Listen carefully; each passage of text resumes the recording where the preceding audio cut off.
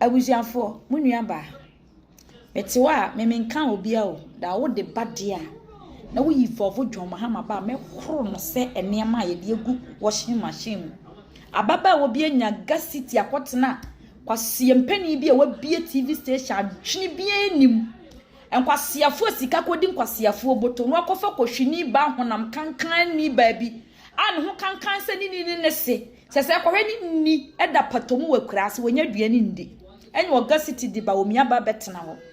Emma Jomahama na dwena da sa Greek ngo the last time I'm checking ye no na kola wo 2 years what just adwene ne adwuma no kola wotimi ye bibi chen Jomahama wrehu ni a what this lemfo abro wo free srema bedi ade assemble my MP minister na nanim guase nyansa bona sade adwonso ba akokọ wantimi ankreti ensuo komo nsuo kro anya tu nsuo ntimi antu amani kromfo anom na ni krom ntokwasi nyansa makogu akodivu ahia na wotimi lodu emu fotofita anwa fotofita de ba Palestine fomo mudie Jomahama for you Jomahama dwene nyadma agisa abro ne bone atirimode yem wagya ni krom sire nsuo ni ho isire mu a obetena ga Asante region esesa gold bone bo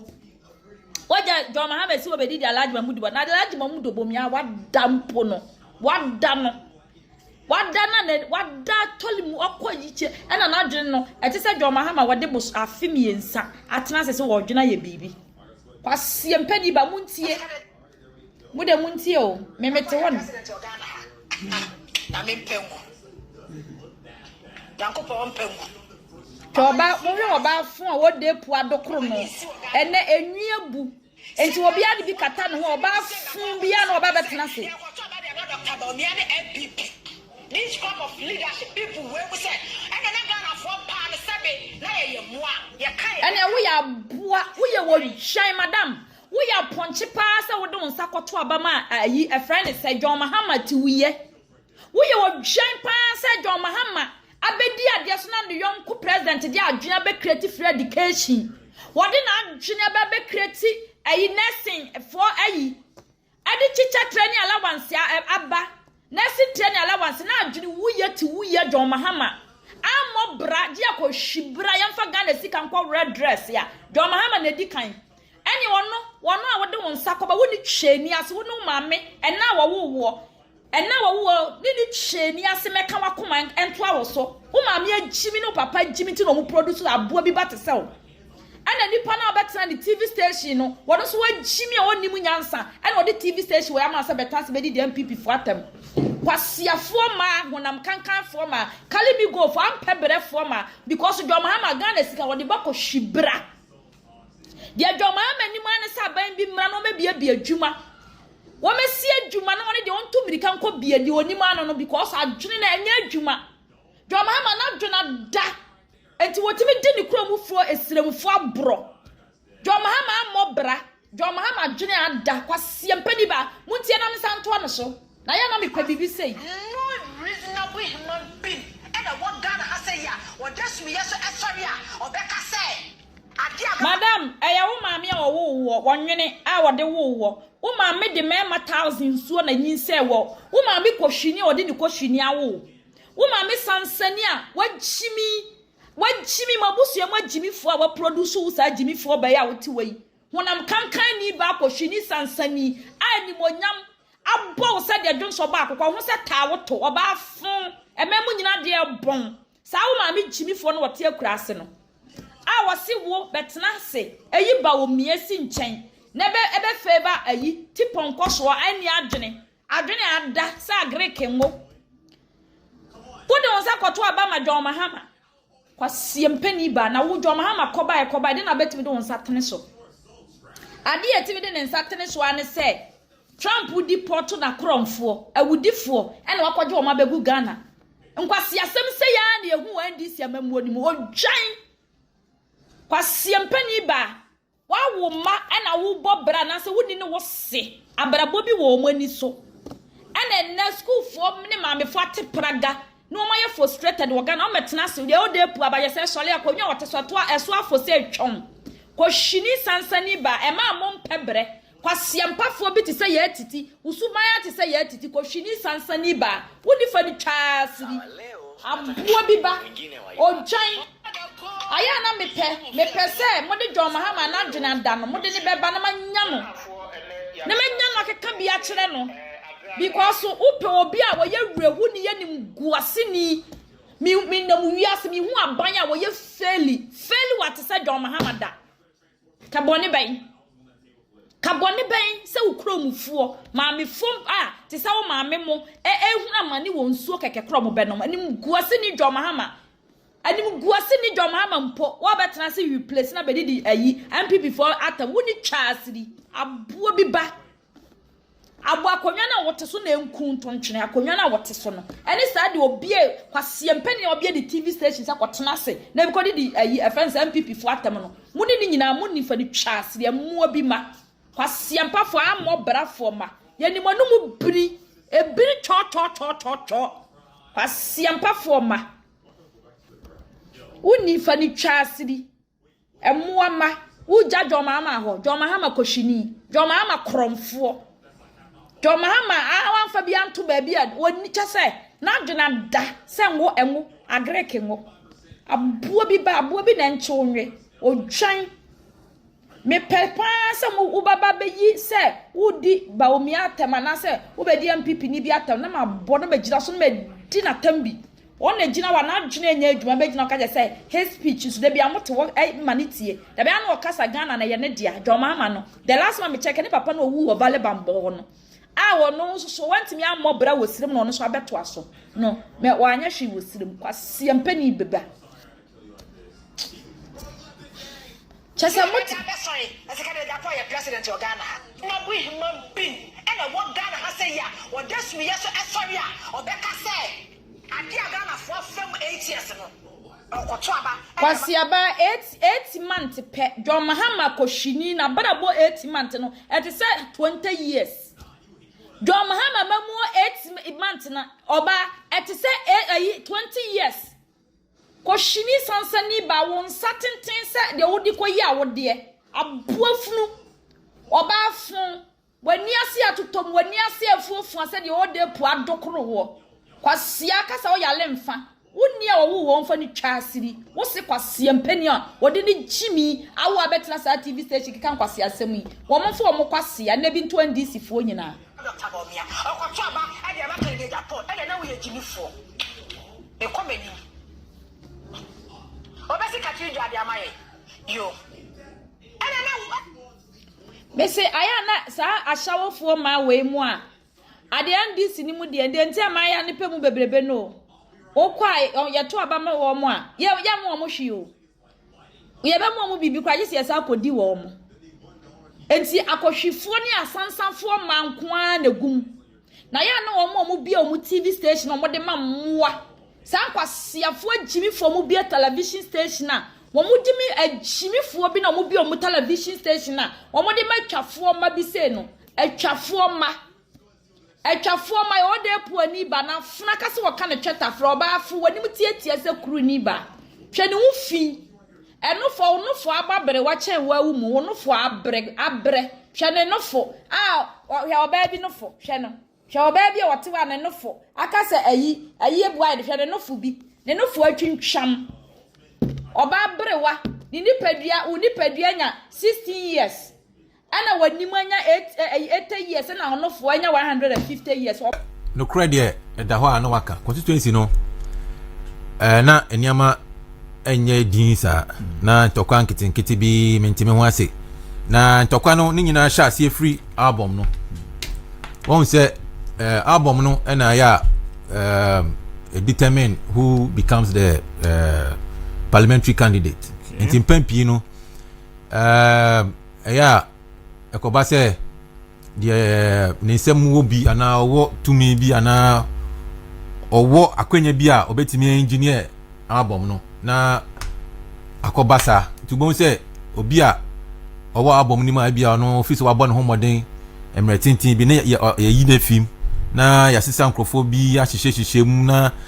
ye de ho ntokwa ba yi me frimu ye yi me dia fi ye yi we frimu ye de we onti constituency ni mu obi animu no e be dura abato eduru adwuma wo frɛ na omba eduru sikache se bi ayeye bibi yesi obi anje kakra fanfa ka o de obehu omo eduru adwuma omba tina de mina se pobi ne ntokwa nketen ti edidi mu a nti omo a omo fu se bia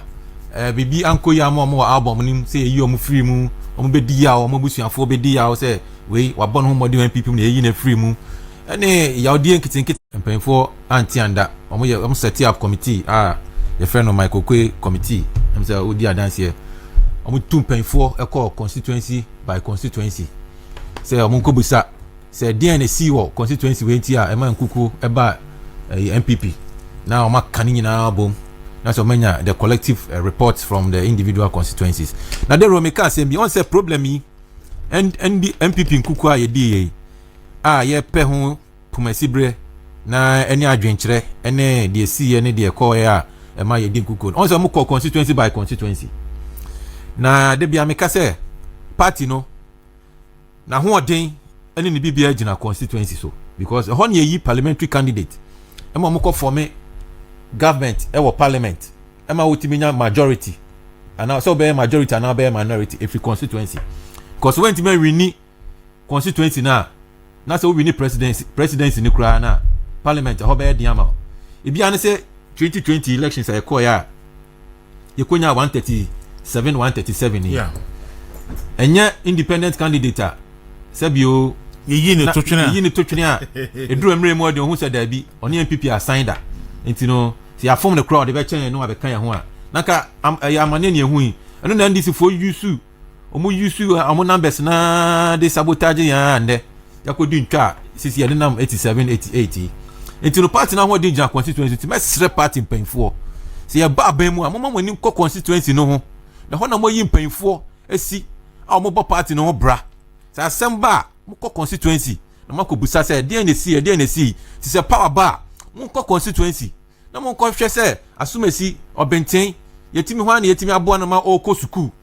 ho na yetimi aboa na ma oko law school ho na yetimi aboa na so nko su economics ho na yetimi aboa na so nko su mathematics no chine bi no omo de hu nyansa ene hu nimde no abeso party no mo ko constituency na constituency officers e wo ho sebe yenye tipo nko so sa yenye tipo nko so scholarships e ba ye no ma ese ye jan e friend say plan se constituency bia ye the way ko say o hwe ndc for emranti omo ya mom positions basin talemo ne erikaje mu ni ade erikaje ni Ashanti region boys omo tina radio so kase nyina omo nyoma ko law school na sian erikaje ne dom ne manfo bi omo wie law school a inde omo kasama MPP omo kamra ebi mo ko kusua economics omo kan about economy ebi mo ko sua je enti ya party ne ba ben mu a mo ma ye nim ko constituency no ye hu se constituency no at least ye be fi aba ne ye raise a certain number of party people a o metime gina ho ma party no na nye se obi enen uni godfather na wasema ye mobo uni godfather bia obebo na wasema ye mobo na constituency ni si ho na ye bre obi an ko kan bi ma se mo adwuma mo scholarship mo kosua ade eno anse esi ho no penyin bi aba no ma be kasa no okọ no amamu TNT no and solve problem yeah sustainable development so nkuku edi penfo committee omo set up any report information omo nya ye sisi a party reforms penfo ehye ya expand the can you say the college sisi now every police station bi abeka ho 5 officers, chairman, secretary, women organizer, and youth organizer. Sisi are the communication officer and persons with disability. And some of them want to say about we be. No, to presidential nibi. No, about presidential be to the moon to be. But afterwards, no. Sisi are new constituency region national. They no more. Yes. Okay. Sisi are acquire from 5 to 7. Okay. It is not the total album. And electoral area so you the 4 account. Electoral area so sisi are my electoral area chairman, electoral area secretary, electoral area women organizer and communication officer. Okay. So what I say, you know, on paying for BM. Now we say the intin on paying for esi omu BM. Ni nyina kwa ye democracy system ye practice. You see, our politics na kwa sika sem too much. Sebi you obi nka say wo ye politics na ebia ya frame ana ye hia mo baabi na enu modi nkoma obi nka say oh ye mamu ye fa ni say any kind of motivation insu ana ye aduane bi eye fe but sisi ya no obi kiteska bi no free be oti baabi onye adwuma ma party no ni party no ho do ogadeska na oba no tumi be chama omanfo na omanfo ni gitum pe no makoto aba no mo di party na kwhye ne nsa sa nipa no so no okopie aban mu a onfi mu what I say because or physical no dey abeto na adwene no but grassroots yen na ya yi adwuma from grassroots tesco na ye di mu police station executive constituency executive aye ba no yen mu na party no ye nim nkomo aye wa ase nkomo a party fo di ya wa party fo di yen mu na ya fam na se mo twan na se obi a on fa sa entitie nim party adwuma nim na wa kope sika e wo baabi oteta wasi wo we mu de se o ba na pe kakra mo a o makoto ama no ma beto vote so wo sisi a penfo se o mo ne hihye ba na sa sika sem no sa money class level na kwa form no they row from 5 to 7 and now see some of the former executives and the council of elders anyway ababeka ho yeah ye bie electoral college nim ama man for do na timi akoto aba eyi di omope so ndi omani mo e friend saying constituency o mo sisi am homo yesen na ye last time 1036 so we ni bambe saying so sisi ano per rough calculations I may say what the way by cross it by 2000 yes so do you think say it will be difficult for me to mobilize resources for nipa over 2000 Lero I say na me no be di hun komo na nipa na say 1036 so be etimi akopesika o say ya titibi obi tua 5000 obi tua 2000 obi tua say no the television ne fan any fridge on say titibi nti ebi kana na ebi mu oska ebi mu oska okay na ye dia ko nti ofo say we ni be boa but ntimi bi ensia we no there Dero so obi say nani abroba ko pesika dia ba betua obeye ense da mboa because on say ya practice we ni ma akoto amonfo na sum say sikabi ekoto abana o say we nya say fi we ho o say utimi tua say o say utimi tua say utua we ntua mame a ye to abana ma wa ukọ ayehu on say ansem keka no nti me dia ka menya ya nka party na nkasa no to solve this problem someone crashes say obi ko first sika no abeto delegate no say de kebeti ma solve ne say na ka party no yen hyehyeye say mo ye 5 3 and say 4 and say baako kra on oppose and mo wo constituency o na mo efani say mo be primary sa na ka party na hwe okay nipa say na wa album nim e bia nipa 1002 no ye bo bia ho bra sa day no mkoto aba no say bia nipa no be di efani say papa ye 1 plate cook baako bela kwa baako e be sen de ro endru 200 cedis and say embru we okay mo ye 5 mo ahode amode be ko bia fa say mra nipa no mo ye 1000 and say no mo check ya nka de ro nka de ro wo kobi jesi contest bi mesume contest bi ohima bi so contest bi ye nipa 4 obi ane kakran ba ne da koma party ni kesiem national and regional level na beje into aje onim say nipa ba beto aba e constituency we no omodo do 1000 and say omoje 20000 if you candidate bi aho into no omoto utu aba wi a party no